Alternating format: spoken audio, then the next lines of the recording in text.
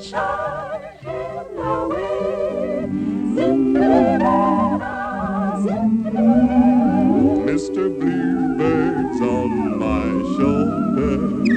It's the truth, it's actual. Everything is satisfaction. Zippity-doo-dah, zippity-yay.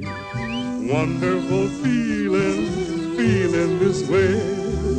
Zoom, zoom, zoom, zoom, zoom, zoom, zoom, zoom, zoom, zoom, zoom, zoom, zoom,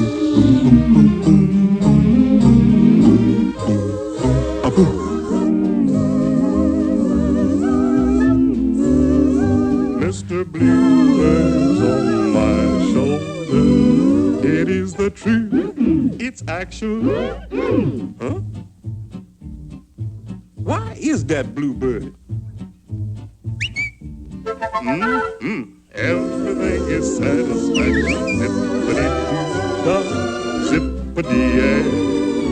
Wonderful feeling, wonderful day. Look for the bare necessities, the simple bare necessities. Forget about your worries and your strife. I mean the bare necessities are Mother Nature's recipes that bring the bare necessities of life. Wherever I wander, wherever I roam, I couldn't be found off my big home. The bees are buzzing in the tree to make some honey just for me. When you look under the rocks and plants and take a glance at the fancy ants, then maybe try a few.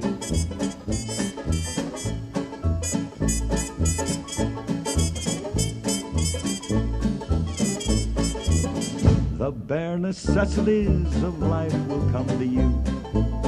They'll come to you. Look for the bare necessities, the simple bare necessities. Forget about your worries and your strife.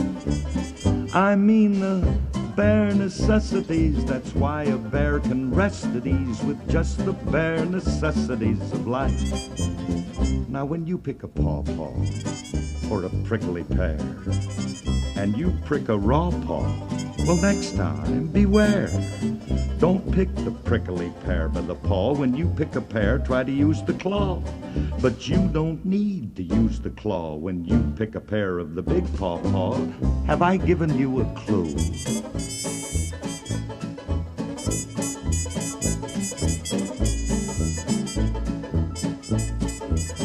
The bare necessities of life will come to you. They'll come to you.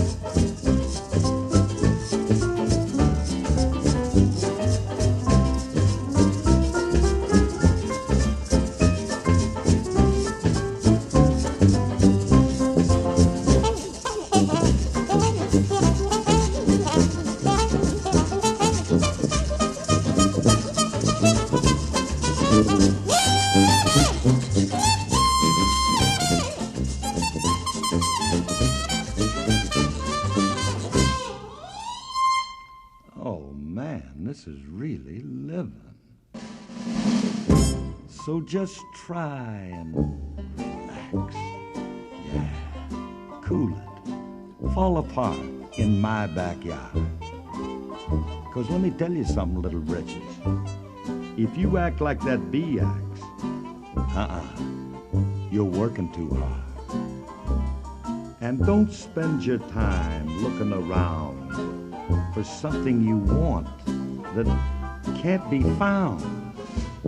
When you find out you can live without it and go along not thinking about it, I'll tell you something true. The bare necessities of life will come to you.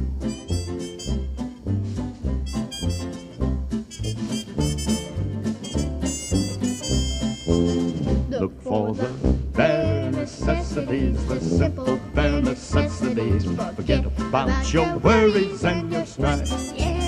I mean the bare necessities. That's why a bear can rest at ease with just the bare necessities of life. Yeah, with just the bare necessities of life. Yeah, man. Come on to the theater. Hi, diddly-dee. An actor's life for me. A high silk hat and a silver cane. A watch of gold with a diamond chain. Hi, diddly-day. An actor's life is gay. It's great to be a celebrity. An actor's life for me. Tur-dum-dee-dee-dee-dum. Diddly-up-da-dum-da-dum. Dee-dum-dee-dee-dum-da-dum. Dee-dum-dee-dee-dum-da-dum. Rum-dee-dee-dee-da. Diddly-up-diddly-up-da-da. Rum-dee-dee-dee-da-da-da. Rum-da-da-da-da. Hi, diddly-dum. An actor's life is fun.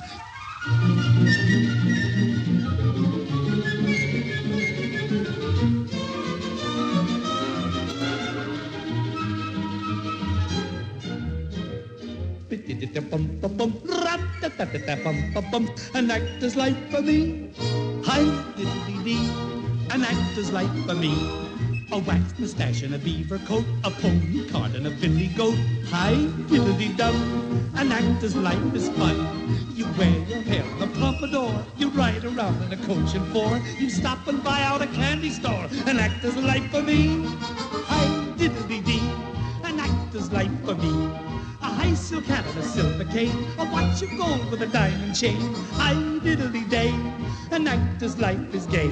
It's great to be a celebrity. An actor's life for me.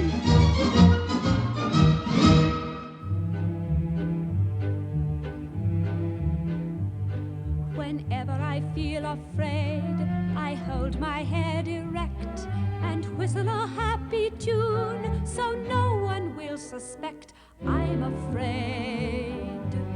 While shivering in my shoes, I strike a careless pose and whistle a happy tune, and no one ever knows I'm afraid.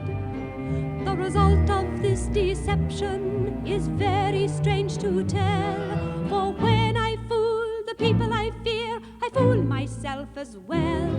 I whistle a happy tune, and every single time the happiness in the tune convinces me that I'm not afraid.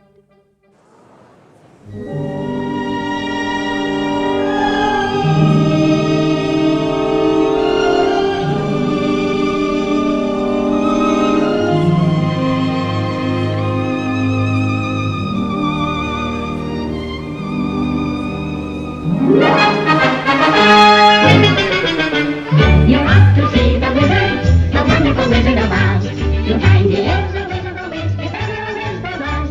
If ever a wiz there was, the Wizard of Oz is one because of the wonderful things he does. You're off to see the wizard, the wonderful Wizard of Oz.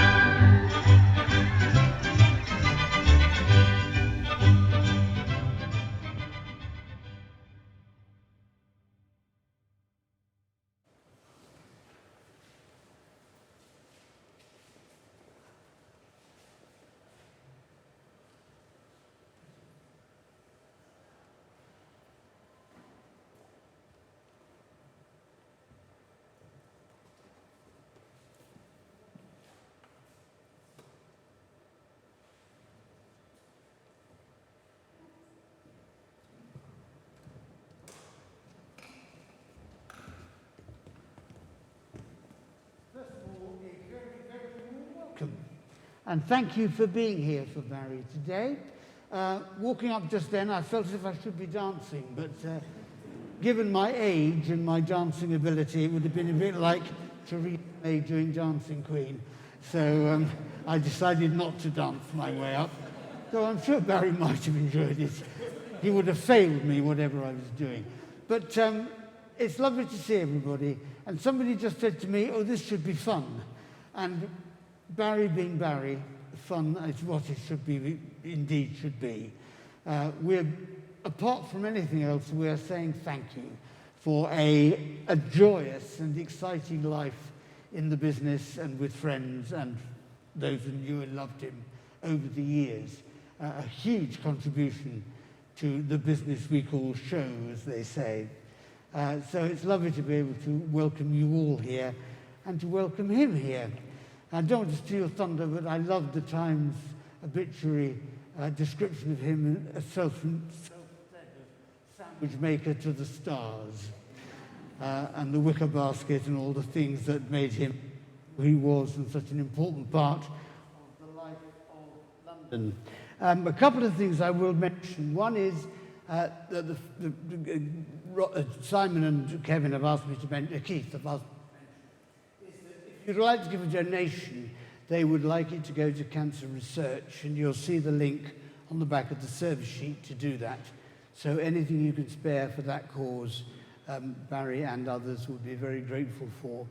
And also to say that if you're able to, you're very welcome to join Keith and others back at the Prince of Wales in Drury Lane after the service, if you can do so. And you can share some more memories and raise some more glasses to Barrie. That would be good. Some words of comfort from various sources. Oscar Wilde: those whom the gods love grow young. Cahill Gibran: when the earth will claim your limbs, that is when you will truly dance. Mr. Eckhart wrote, if the only prayer you say in your whole lifetime is thank you, that is sufficient.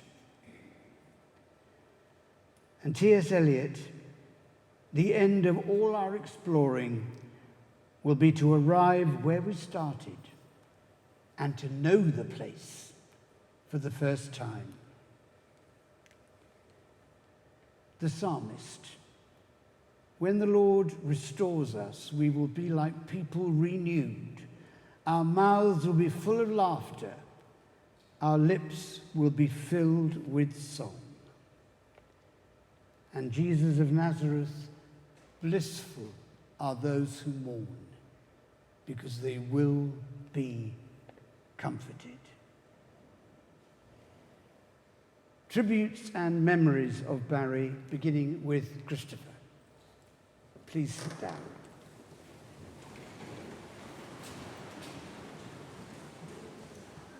Ladies and gentlemen, friends, and dare I say daughters. I'm Chris Hare, a manager at the Lewisham, now Broadway Theatre, where I first met Barrie and Keith. And it's a great privilege to be asked to speak here today. It's almost impossible to express the love, affection and respect that is felt for Barrie in the relative short time we have here. In a wonderfully long life, Barrie Stacey spanned the 20s, 1920s to the 2020s. And in his 95 years, he packed in more experiences, laughter, outrageousness, and a sheer love of living life to the full than most people would experience in a dozen such lifetimes. Barrie left the earthly stage on New Year's Day 2022 at the age of 95. He went into hospital on December the 20th with pneumonia. There was an outbreak of COVID on the ward, and Barrie, never one to miss out on anything, caught it. And it was too much even for Barrie. As Barrie says in his autobiography, he was born at an early age and had a sheltered formative childhood, not being allowed to read the news of the world until he was 3. Barrie was born in Boscombe, just outside Bournemouth. He describes his mother, Phyllis Stacey, as very much in the Gladys Cooper mould, and in later years was not unlike Margaret Thatcher, save for the fact she would never have been seen living over a greengrocer's. His father, Edwin Stacey, was a painter by trade, and they met when both working at the Vale Royal Hotel in Bournemouth. Barrie has written that his father resembled a young Lawrence of Arabia at that time, and it was no wonder that Gladys Cooper and the young Lawrence fell for each other. Barrie had 3 brothers, John, Roy and Dave. I'm delighted to say that Roy is with us today. Barrie says that his parents' marriage became unhappy mainly because of his father's thrifty ways. Tight as a crab's backside was how Barrie described it.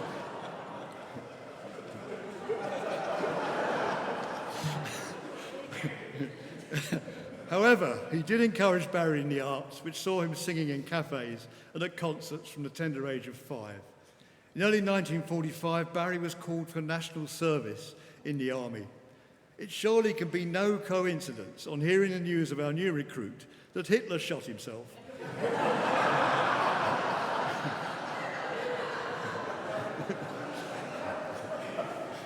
And Germany surrendered, of course. Barrie's training sent him to Edinburgh, then stationed in Wales and Devon. Not sure what the army made of Barrie. In his book, he describes losing his rifle, most of his equipment, falling in rivers when trying to cross on a rope, and not allowing for his rifle's recoil, narrowly missing his own sergeant in target practice. It was when stationed in Devon that he first met Jessie Matthews, who was appearing at the Theatre Royal Exeter. After national service, Barrie, at 21 years of age, came to London, looking to resume his fledgling career as an actor, and end up working for an agent, Catherine Billingshurst. He enjoyed numerous jobs in theatres and the odd role, and Barrie's first play, Teddy Boy, toured in the 1950s. He went on to write several others, the scripts of which we are still discovering, actually. After an accident when a lorry smashed into the taxi he was in, Barrie used the compensation to buy his own coffee house in Monmouth Street. This was 1960, and Barrie came up with the theatrical double entendre title for the cafe of the As You Like It. It was described by an As You Like It regular and friend of Barrie, Quentin Crisp. He says it was a delightful establishment, usually called the As, by its habitués, who were too lazy to utter consecutive words at any one time. They were mostly young people who were about to write a novel to shake the world, or who'd very nearly been offered a part in a play that would run forever, or whose paintings had almost been accepted by a London gallery. The As You Like It became famous and infamous for the many show business characters and household names it attracted, including Quentin Crisp, Simon and Garfunkel, Paul Simon, Lindsay Kemp, Wayne Sleep, and so many more. Barrie didn't always get it right when it came to spotting young talent. At the As You Like It, he employed a delivery boy to take sandwiches to theatres called Dave Jones, who thought he could sing and write songs.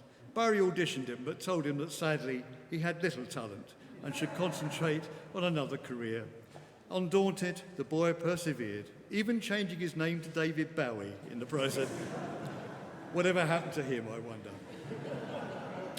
From 1972, Barrie set up his own agency and production company and soon became well known and respected, helping many artists on their way, often to stardom. He presented star concerts such as the Jessie Matthews Show at the Shaftesbury Theatre and Jim Bailey at the London Palladium. Also numerous shows with such artists as John Hanson, Frankie Howard, Bob Monkhouse, June Bronhill, Diana Dawes, Russell Grant, Kathy Gerby, Ruby Murray, so many great stars. He presented many children's musicals on tour and received a Top Children's Show Producer Award 3 times. This is when I first encountered the legendary Stacey. We had a February half-term slot at Lewisham Theatre, and Barrie was pushing for a date for his Wizard of Oz production. 3 days, 6 shows, some 40 years ago, when tickets were top price $3.50. We promoted the show well throughout the panto and had enormous interest. I called Barrie with the great news to tell him the box office advance had gone past £20,000. I expected a business-like answer to discuss credit card commission, VAT, gross against net, but instead I got, "We'll both get a new pair of knickers out of this, daughter."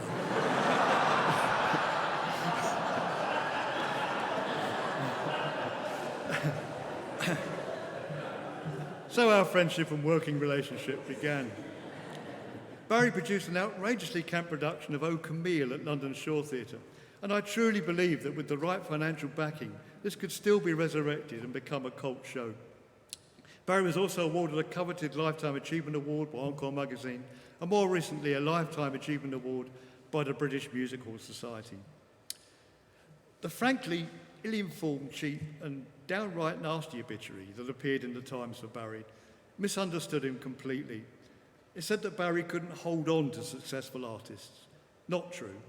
Barrie helped artists to develop, then release them to national organisations when the time was right, an act of professional kindness that was totally missed by that time's writer. As a performer and narrator, Barrie toured his one-man show, Life Upon the Wicked Stage, and also numerous songbooks, such as West End to Broadway. He was also a regular producer of shows at the Club for Acts and Actors, a club which he loved to attend. His joyous autobiography, A Ticket to the Carnival, written in his own inimitable, non-PC style, is a joy. He also had published Life Upon the Very Wicked Stage, A Ticket to Passion, and Only One Leaf on the Old Oak Tree. Barrie and Keith moved into their Sheldon Mansions apartment on Charing Cross Road in 1977. Their parties were legendary, so enjoyable. My wife Denise and I so loved them, and it was an honour when Barrie, tired and no offence could possibly be taken, when he would announce to his guests, "Thank you for coming, now all off."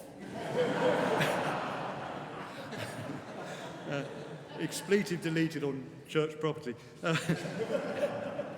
As Barrie became more housebound, Keith organised regular dinner parties, which were a joy to attend. Barrie would sit at the head of the table while showbiz guests swapped stories and good humour. Much fun, fuelled by the odd vat of wine. Barrie seemed to absorb and thrive on the atmosphere, created, which of course he punctuated with the odd outrageous Stacey-esque comment. I well remember as we sextolled or otherwise the virtues of a performer, only to be shot down by a famous Barrie three-word salvo: "She's a hag." Barrie continued working right up to his last hospitalisation. He's survived by his loving partner of 56 years, Keith Hopkins. A truly inspiring relationship. As Barrie's health deteriorated over the last 2 years, Keith devoted himself to Barrie, ensuring that Barrie could stay in their Charing Cross Road apartment where he was comfortable, and they've been so happy for over 40 years. Keith cared for him in a totally selfless way, wonderfully supported by friends. So many people offered support, but I would just like to especially mention Josh, Vito, Simon and Simone, who aside from the support have also done so much to help Keith organise today. I know all here wish Keith all the luck in the world and offer love and support for his future and his new flat, just 5 minutes away from Sheldon Mansions, which he gets the keys for tomorrow, which is great.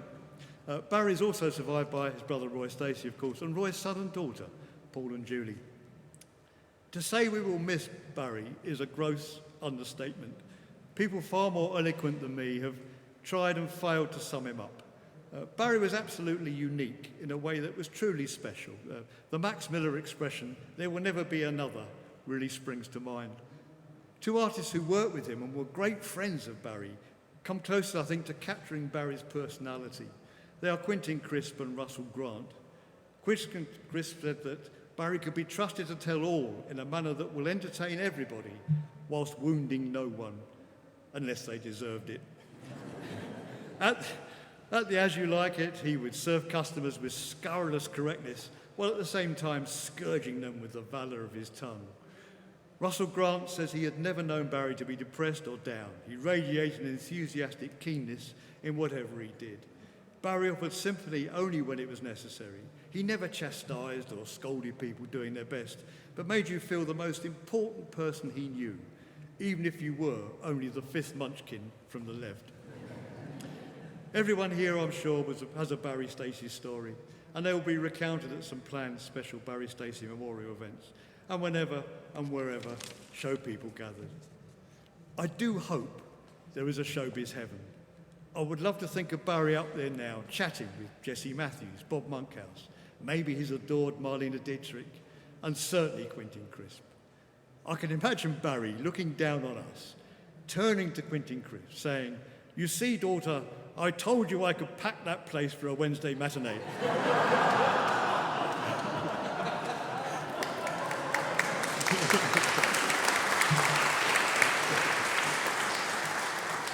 So rest in peace, Barrie. Although resting in peace is not your style. Thanks for so many wonderful memories, Barrie. It's been an absolute joy and privilege to have known you and enjoyed the warmth of your and Keith's friendship over so many years.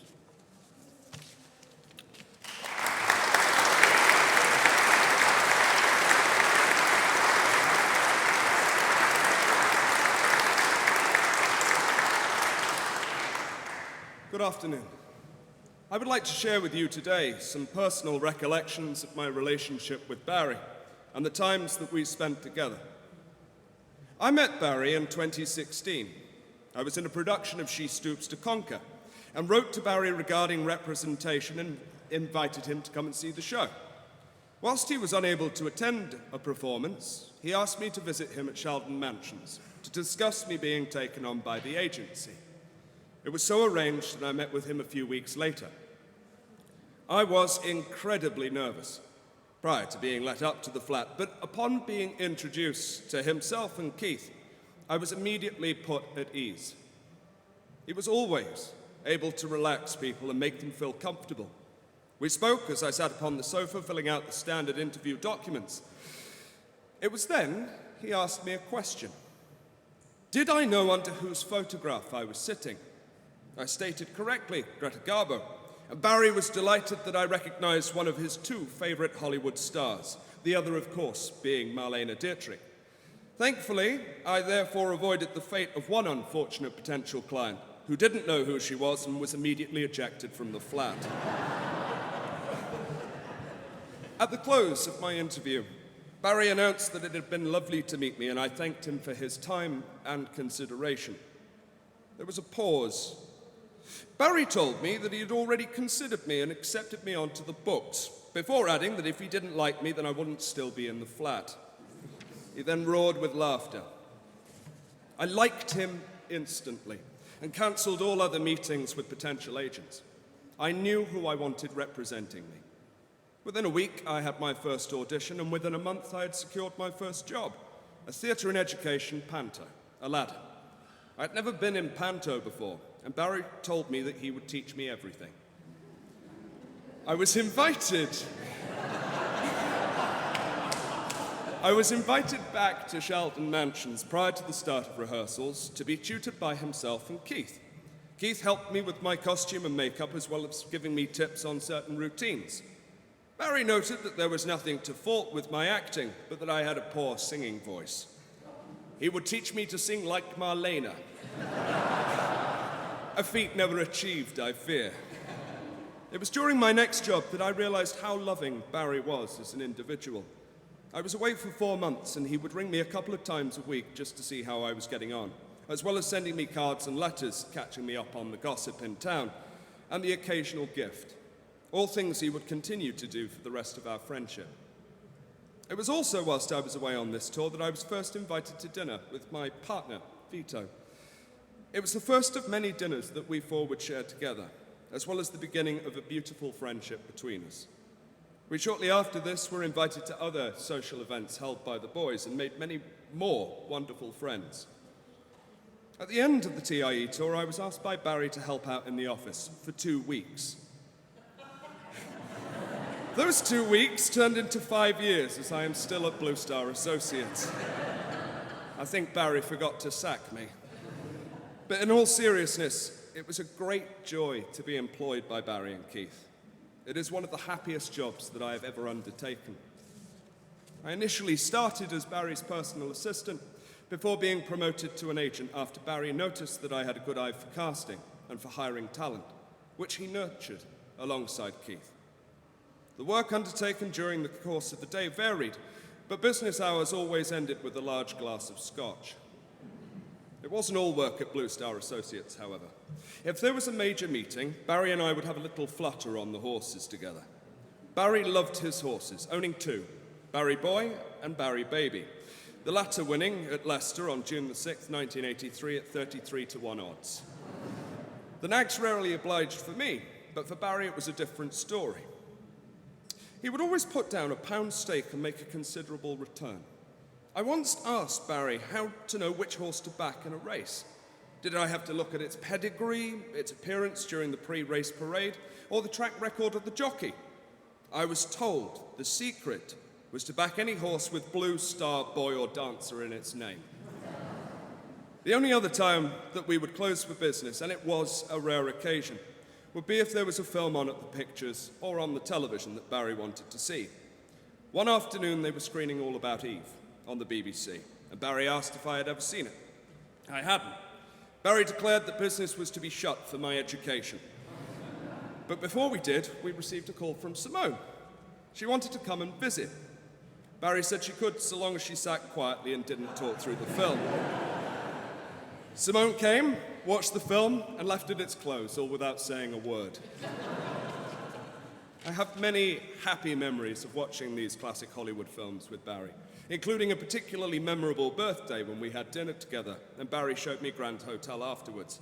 It was one of his favourite films and Garbo performances, although he did state she wasn't a convincing ballet dancer as she had size 14 feet. The last thing we watched together was a recording, one I had seen many times, of his beloved Marlena performing at the New London in 1972. He had 3 DVDs of this concert during the time I knew him. He watched it so often that he was frequently wearing them out. It was a lovely evening, even if Keith and I had to listen to Boys in the Back Room 15 times. For fear of rambling, I shall bring my eulogy to a close. Barrie was a wonderful friend whose company I always enjoyed to spend time in, and who was always there for me. He was an advocate of my acting career, but more importantly, an encouraging mentor. Thank you for everything. I love you very much and shall miss you terribly. Thank you.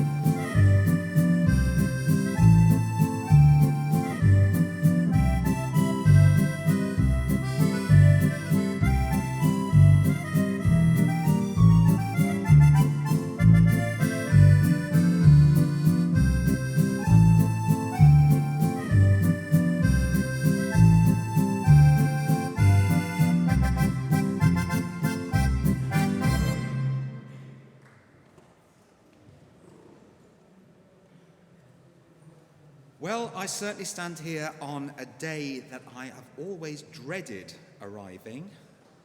This is a tough gig. In fact, it's harder than a matinee in Glasgow for sure. It really is. 2 years ago, Barrie was honoured to be presented with the Lifetime Achievement Award by the British Music Hall Society at the CAA. And Roy Hudd asked me to put together a few words to be read out at the event, as I couldn't be present due to the fact that I was in my dress rehearsal in Red Hill for my panto Jack and the Beanstalk. That night, the British Music Hall Society's chairman, Adam Borzone, kindly read these few words for me as I was still up the Beanstalk. I share with you now some of the words I wrote for that night. They seem totally relevant for today's service. Barrie was my very first agent, my producer on many shows, but most importantly, he was my very, very dear friend. Actually, so much more than that, Barrie and Keith became family to me. I met Barrie in 1986, shortly after I graduated from London Studio Centre and appearing in the London Palladium production of Cinderella when it transferred to Plymouth Theatre Royal that Christmas season. My dear friend on the show, David Court, introduced me to Barrie as I had met with a few agents on leaving college, but couldn't find the right one to settle with. I said to David that I really needed an agent in the new year when I returned to London, and without hesitation, he said, "You must meet Barrie Stacey." So we travelled up to London on a day off, and I met Barrie over lunch. Instantly, we hit it off, and he became a huge force in my life from that day forward. In this crazy business we call show, Barrie was always totally unique, a true one-off. So many happy memories, enough stories to fill a compendium of books, and much laughter along the way too. Barrie was without doubt one of the most genuine, kind, and supportive people I have ever met. If you look at the wonderful picture of young Barrie on the front of today's order of service, the eyes say it all. Full of warmth, honesty, certainly the gateway to this man's beautiful soul. I've been bowled over by the kindness of so many people who have helped me in putting today's service together, a true testament to our collective love of Barrie. An international affair with contributions from Australia and South Africa to London's West End. As well as everyone listed in the order of service, I would like to say a big thank you to Gareth MacLeod for working tirelessly with me on the beautiful tracks for today's service. Thank you, Gareth. To conclude, I love you so very much, Mr. Stacey. Thank you for always being there for me. This lad from the Midlands salutes you, as I know so many performers who have had the pleasure of working with you will agree. I'm truly lost without you.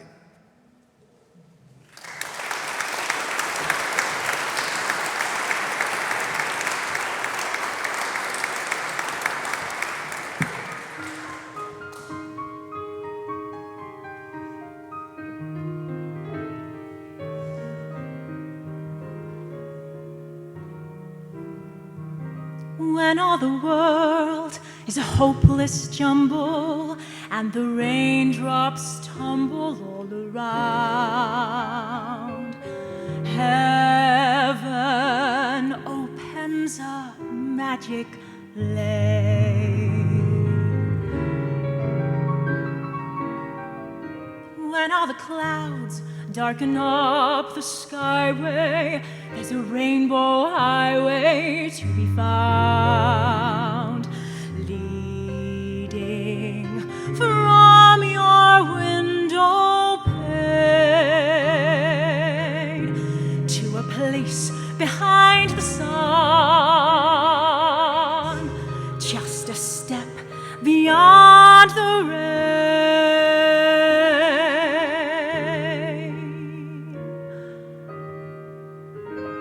Somewhere over the rainbow, way up high,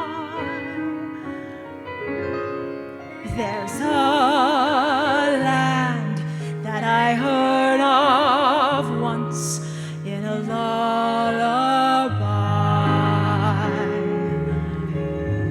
Somewhere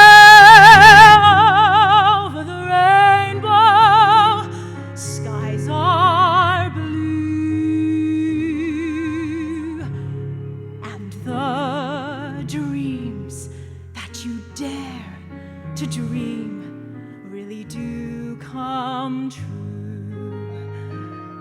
Someday I'll wish upon a star and wake up where the clouds are far behind me,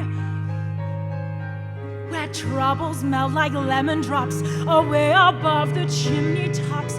That's where you'll find me.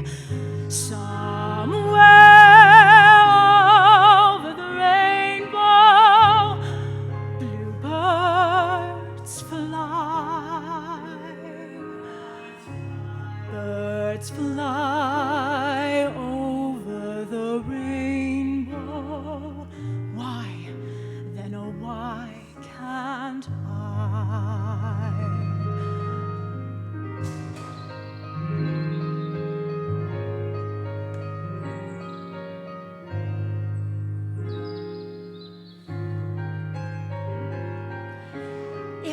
happy little bluebirds fly beyond the rainbow. Why, oh, why can't I?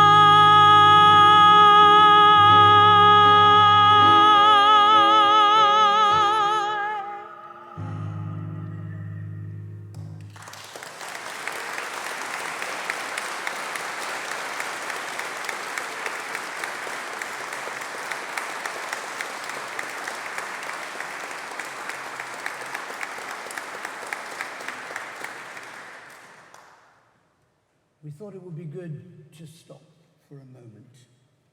Wonderful words, wonderful music. Thank you to everybody. But it feels it would be good just to stop and have your own thoughts and your own feelings and your own memories and the things about Barrie that mean most to you. I did mean to say at the beginning, and will say now, that Simon Grigg, of course, is rector of this church, got to know Keith and Barrie very well in the last few weeks and months. And he's very sorry that he's not able to be here with us today.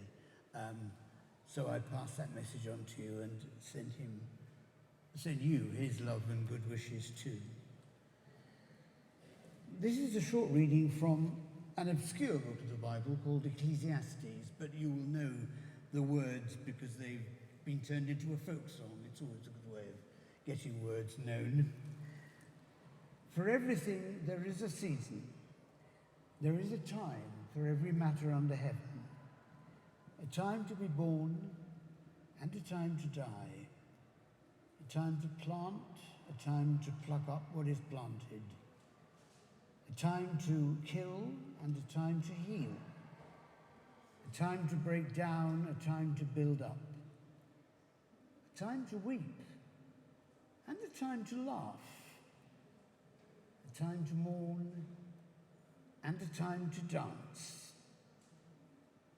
a time to keep silence, and a time to speak, a time to love, and a time to hate, a time for war, and a time for peace.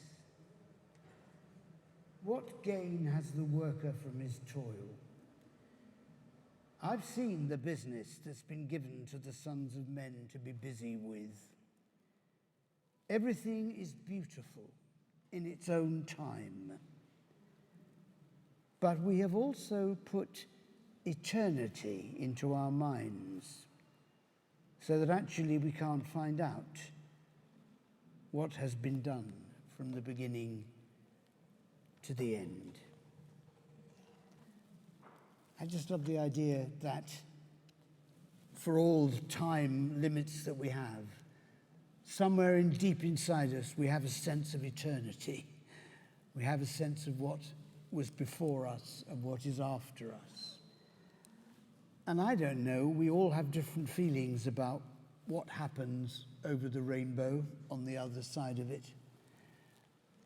But it just seems to me right that we can stop and be thankful and be grateful for Barrie, for all the joy and the love he brought to the business, for all the joy and the love and the support that he gave to individuals in the business, much of which you've heard about today.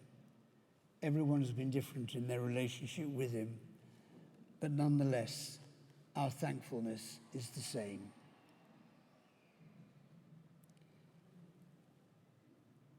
And without knowing, let's wish him well now in whatever the new life, whatever the new creation, whatever the new world is about over the rainbow.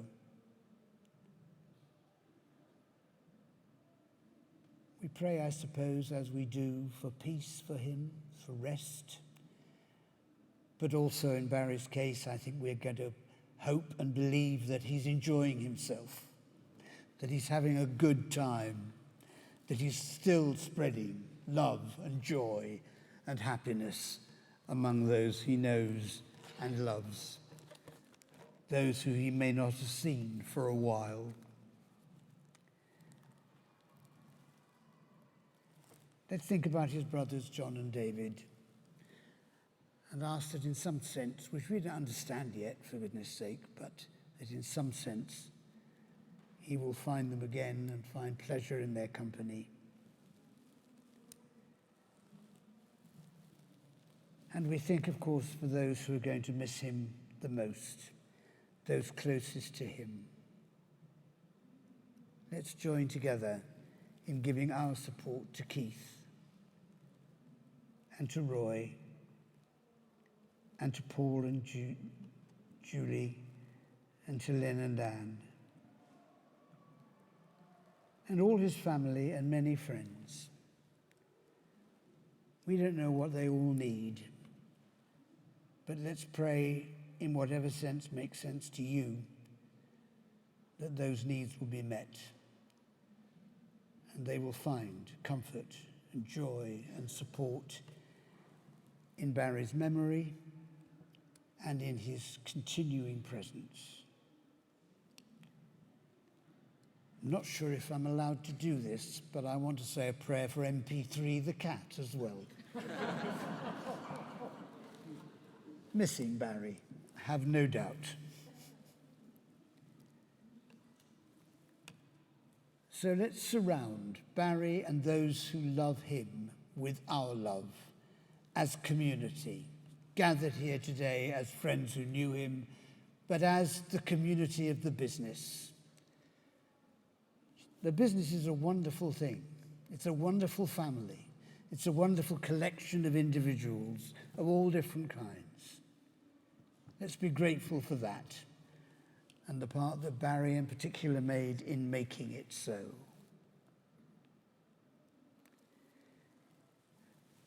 And let's support each other.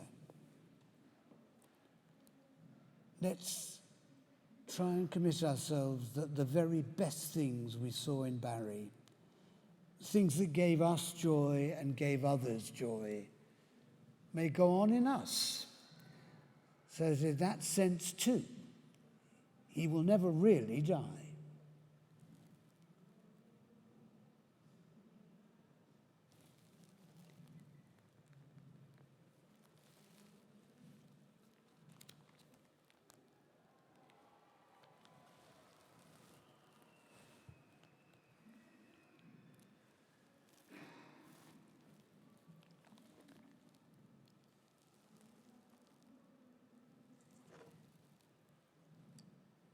And now the musical part of our service comes to an end with the music Somewhere Out There.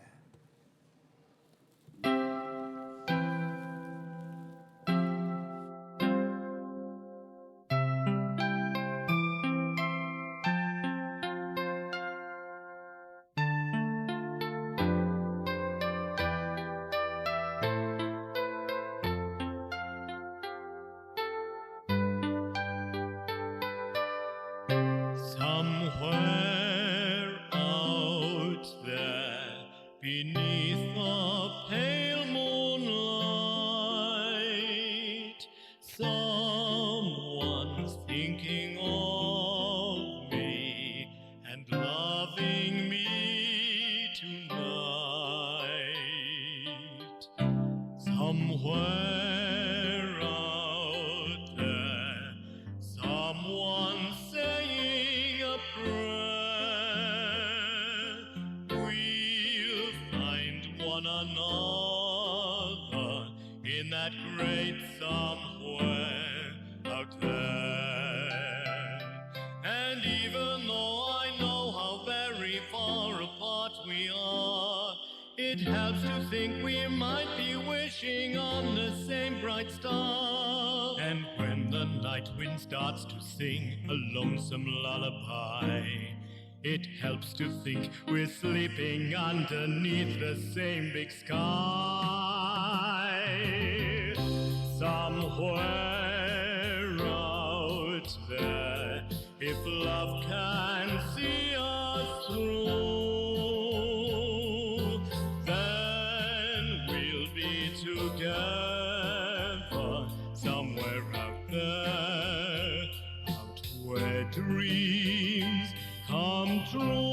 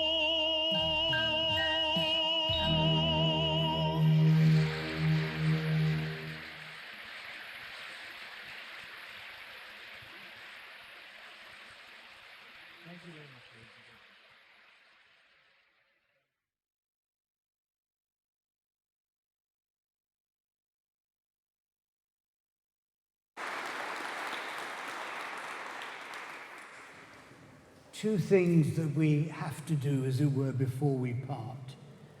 One is to commend Barrie to the source of love, to God, whatever you conceive him to be, or not, but to conceive him to the love that is beyond us and above us all. And then we will have some of his favourite music, and then at the coffin outside, when we've taken Barrie out to the hearse, we will do the second thing we have to do, which is to commit his body, which he no longer needs, bless him, and in some ways may be quite glad to be rid of.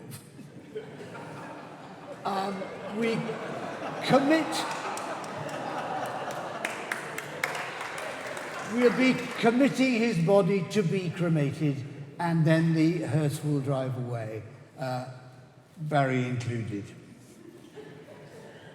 Into your keeping, source of love, we commend your servant Barrie. Receive him into the arms of mercy, into the joy of everlasting peace, into the glorious company of saints in light.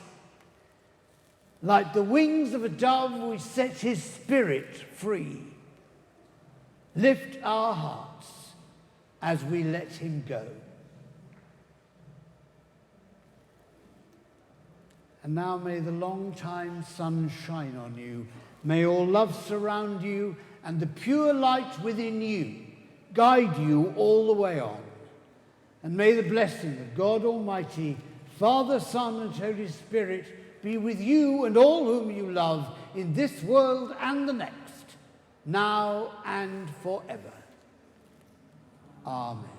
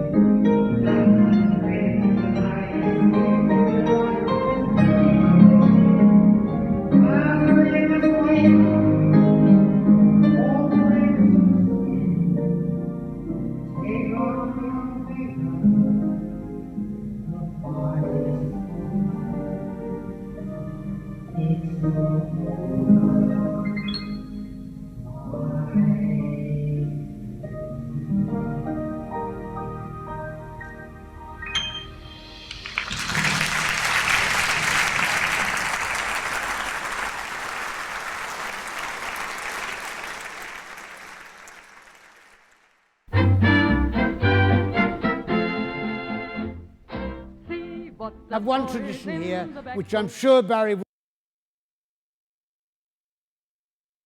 in the morning, and we are going to together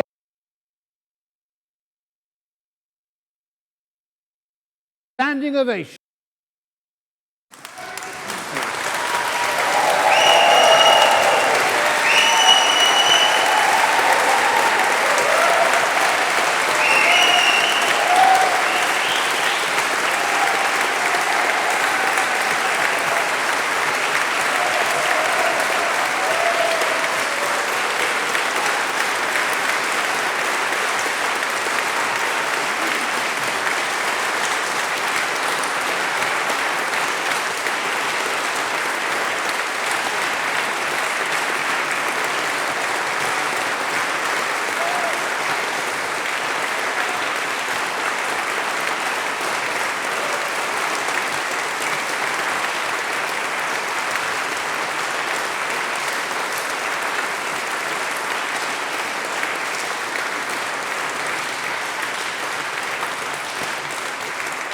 I must also explain the twinkling stars and that we're going to have at the end of the service as we go out.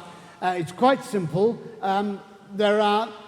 It was when they were doing the Jungle Book, apparently, and Barrie said, I've ordered the fairies, and they said, but there aren't any fairies in the Jungle Book. He said, no, but I booked them for the second act. So that explains the lights and colours that will be going on. Right, I will lead him out.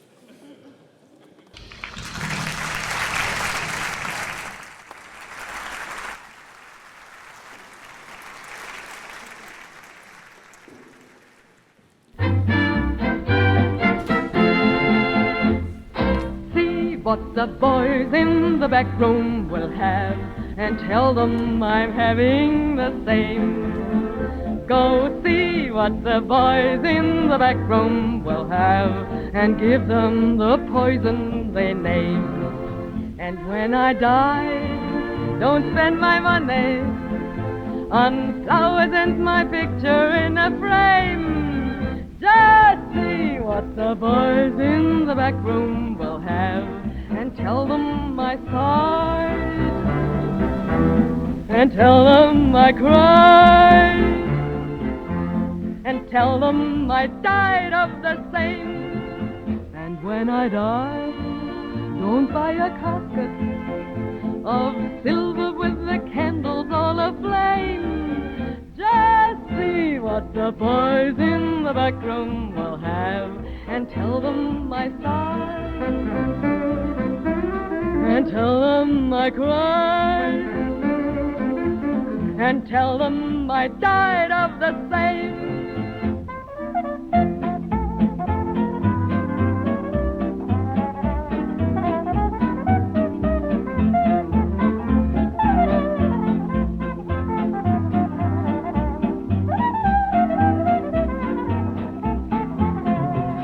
And when I die, don't pay the preacher for speaking of my glory and my fame. Just see what the boys in the back room will have, and tell them I sighed, and tell them I cried, and tell them I died of the same. See what the boys in the back room will have, and tell them I'm having the same. Go see what the boys in the back room will have, and give them the poison they name. And when I die, don't spend my money on flowers and my picture in a frame. Just see what the boys in the back room will have, and tell them I sighed, and tell them I cried, and tell them I died of the same. And when I die, don't buy a casket of silver with the candles all aflame. Just see what the boys in the back room will have, and tell them I sighed, and tell them I cried, and tell them I died of the same.